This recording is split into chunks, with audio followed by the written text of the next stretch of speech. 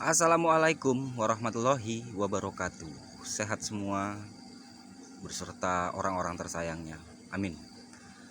Ini izinkan saya untuk berbagi pengalaman tentang eh, bagaimana sih reaksi HF itu, cairan HF kimia ya, jika terkena salah satu anggota tubuh.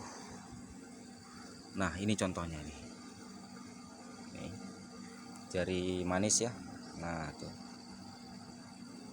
Dia berubah jadi putih dan di tengah-tengahnya ini itu masih ada biru-biru gitu ya, biru kehitaman gitu.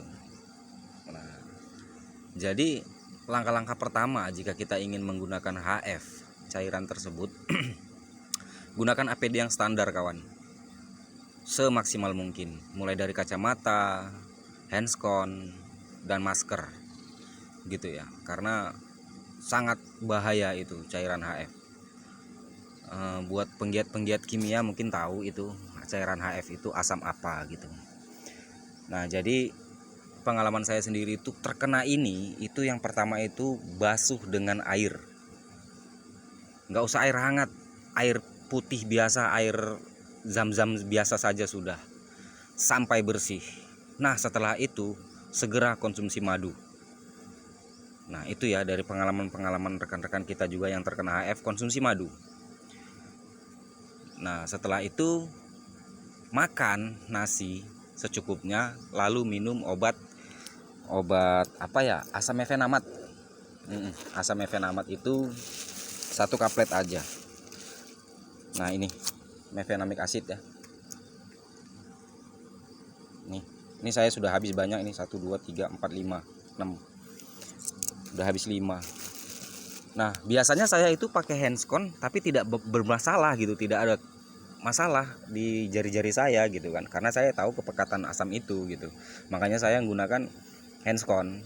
Tapi mungkin handsconnya tidak standar untuk cairan HF, cairan HF maksud saya. Itu handconnya saya gunakan handcon seperti ini gitu, plastik biasa, jadi rentan dengan kebocoran gitu ya. Nah, menurut saya ini kemarin itu sudah safety gitu kan, ternyata itu masih belum gitu.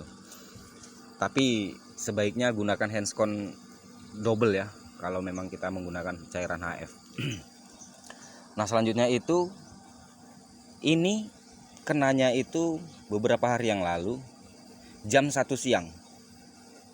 Jam 1 siang, jam 3 itu mulai terasa dianya ya. Karena dianya sepertinya dianya di dalam kuku ini bereaksi obatnya itu. Nah, bayangin aja kalau HF itu terkena ke lantai, lantai itu akan menggelegak ya, berbusa gitu ya. Nah, mungkin itu yang terjadi di dalam kuku kita gitu. Jadi rasa sakitnya itu ya Allah, dari ujung rambut ke ujung kaki kawan-kawan. Hati-hati ya. Nah, itu. Jadi tidak bisa instan untuk mengobatinya gitu. Jadi serasanya itu serasa kuku kita ini dicabut secara perlahan gitu. Sakitnya ampun. Nah, jadi semangat terus kepada kawan-kawan yang berkaitan dengan cairan tersebut. Yang paling penting adalah gunakan APD. Itu saran saya yang sudah terkena HF ya. Selanjutnya itu, jika rasa nyeri, rasa perih, rasa panas, rasa pedih masih terasa, rasa denyut ya, denyut yang paling utama ini, sampai sekarang ini masih terasa kawan, masih terasa nyut-nyutan itu.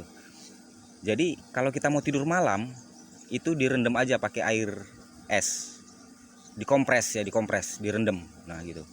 Itu langkah-langkah awal ya, langkah-langkah pertamanya gitu, langkah-langkah untuk menghilangkan nyeri pada HF, pada tangan kita yang terkena HF ya. Nah begitu. Jadi itu sangat berbahaya, sangat korosif banget, sangat pekat banget itu asamnya. Jadi hati-hatilah gitu kan. Yang paling penting itu gunakan APD semaksimal mungkin sebelum menyesal kawan. Ini saya guling-guling di rumah ini. Waduh, nahan rasa sakitnya itu. Dibawa ke klinik juga sama, yang dikasih tetap asam mefenamat karena untuk menghilangkan rasa nyeri ya. Begitu. Ini tangan saya ini begini. Itu yang paling sering diserangnya adalah kuku-kuku kawan. Kuku-kuku kita. Nah gitu. Kalau terkena pada kulit, lepaskan aksesoris kita, lalu basuh dengan air bersih. Maksudnya kalau bisa dengan air mengalir ya. Nah gitu. Dibasuh hingga bersih. Pakai sabun boleh gitu kan. Tapi kalau sudah terkena kuku, dia akan masuk ke dalam sela-sela dalam kuku ini kawan. Nah ini sela-selanya ini, jadi dia bereaksi di dalam gitu. Nggak mungkin kan ya, kukunya kita cabut lalu kita basuh gitu. Yang mending kita tahankan aja gitu. Ini nahankannya saya sudah 3 hari 2 malam 3 hari, 3 siang udah 2 kali malam gitu. Ini masih sakit, masih wah masih parah ini. Dan apabila terkena sinar matahari langsung tuh, kita kadang-kadang jalan kemana gitu tuh, kena matahari langsung itu rasa sakitnya makin parah, makin bereaksi kayaknya obat kimianya gitu. Makanya kalau bisa setelah dikasih pertolongan pertamanya dibalut pakai perban gitu ya, supaya tidak kena matahari langsung gitu. Karena kalau kena matahari langsung makin panas dia kawan. Nah gitu. Hindari makan telur dulu. Makan telur atau makan ikan yang gatal-gatal gitu ya. Nah itu karena mungkin itu saran dari dokter sih gitu kan. Nah itu cukup dihindari dulu sampai benar-benar sembuh. Nah selanjutnya itu direndam airnya itu kalau kita mau tidur malam ya. Ini pengalaman pribadi saya, otodidak gitu. Ambil baskom atau wadah atau cawan, isi air es, batu esnya, rendam tangan kita lalu tidur. Insya Allah bisa menenangkan rasa nyerinya ya, meredakan rasa nyerinya walau beberapa jam. Tetap aja direndam, jangan dicabut-cabut. Nah nanti ketika mulai terasa airnya mulai dinginnya itu mulai hilang, tambah lagi gitu, direndam lagi tangan kita gitu ya kawan ya. Jadi utamakan keselamatan diri dulu apapun ceritanya.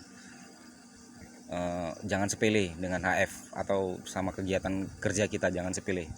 Safety first kawan.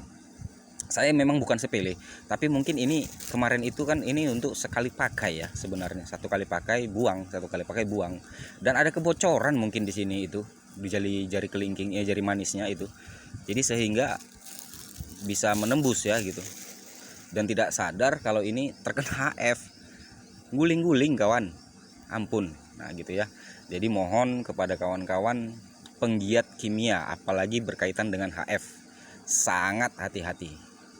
Nah gitu ya, jadi ini 2 atau 3 hari masih terasa nyerinya, masih terasa belum bisa digunakan untuk bekerja keras, ini yang belum bisa bekerja secara optimal ini tangan, karena ada 5 jari ini kontak semua rasanya.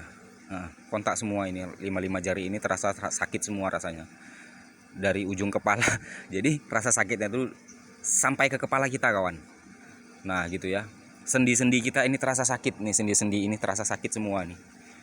Nah gitu, padahal yang kena cuma di sini. Nah gitu kan, ini nggak tahu kelanjutannya apakah kukunya nanti lepas atau gimana, saya belum tahu juga ini, karena masih terasa sakit banget ini sekarang.